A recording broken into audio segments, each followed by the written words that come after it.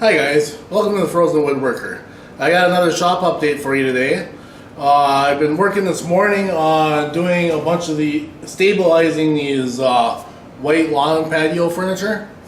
What I had to do this morning is I had to cut an inch off of each of the legs for all this patio furniture. There's 3 love seats, a chair, and 2 tables. I didn't cut anything off the rocker because that was a little bit more difficult to figure out how to do.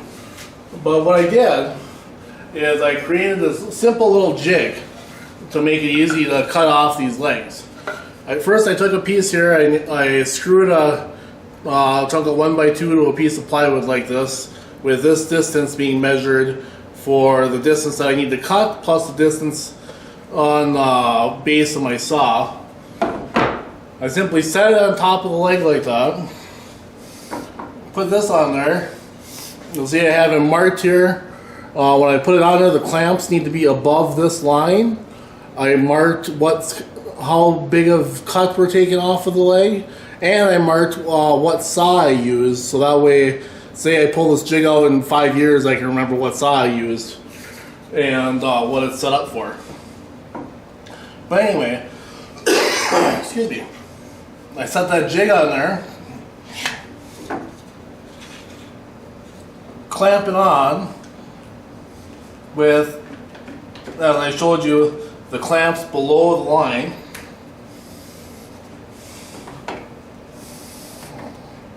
Looks like just one clamp there. Then I pull this back off, and then I can take my skill saw and run it, and it'll cut perfectly 1 inch off of the leg. I'm not going to do that now because I already cut this one. Actually, I already cut all of them. But I just wanted to show you how a simple jig like this can make kind of a complicated job of cutting all these legs the same into a fairly simple operation. And then after I did that, excuse me again, I painted all of these with this minwax wood hardener. I don't get paid to try to sell this at all or anything like that. And I've never actually used it before.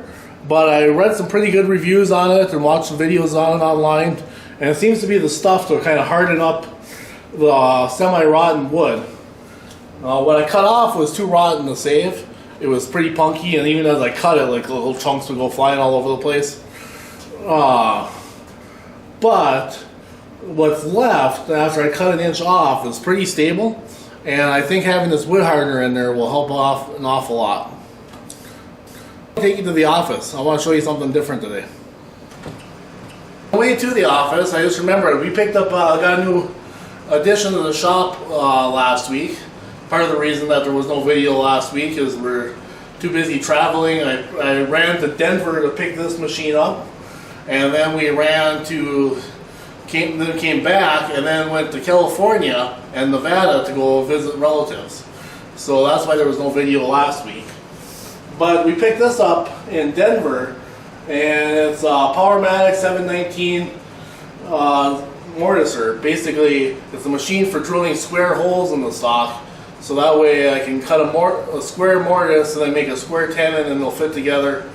And it should work pretty well for us. I still got to pick up the mortising chisels for it because it did come with them. But then I'll give a review on the machine after we get all the pieces for it together. Well guys, welcome to the office. Now this is a part of woodworking that a lot of these woodworking channels tend not to show you, but it ends up taking up a lot of time spent in here. One of the things I got to do is I've got this basket here full of receipts and invoices and whatnot for things like, well, this one on the top is for some veneer that I ordered. There's a whole bunch of gas receipts for the delivery van, a receipt for our workers' comp insurance. Anyway, I gotta take all of these and scan them in the computer with our handy dandy little receipt scanner, mark them, label them, and attach them to transactions in QuickBooks. And it doesn't take very long per receipt, but we end up with a lot of receipts piled up sometimes, and that takes quite a while. And the other thing we got to do is we're actually having a new hire start today. A friend of ours is going to be working for us in the shop doing some sanding for a big project we have coming up that I'll tell you more about next week. But anyway, since she's going to be starting in the shop this week, or today, I got to get all the paperwork together for her. The proving you're a citizen kind of paperwork, the what's that, I-9, the W, I always confuse W2 and W4, but the one that you do when you first start work, and a bunch of other paperwork as well. Emergency contact forms and all that sort of rigmarole. Ours is pretty streamlined, but it still takes the person about an hour to fill everything all out. And it takes me about half an hour to get it all together because I don't do it often enough to remember where everything is. But that's another thing that takes up time in the office. And I end up spending an awful lot of time in here when we'd much rather be out in the shop doing woodworking or doing upholstery or finishing or whatnot. But we got to do what we got to do in here in order to make things happen out there.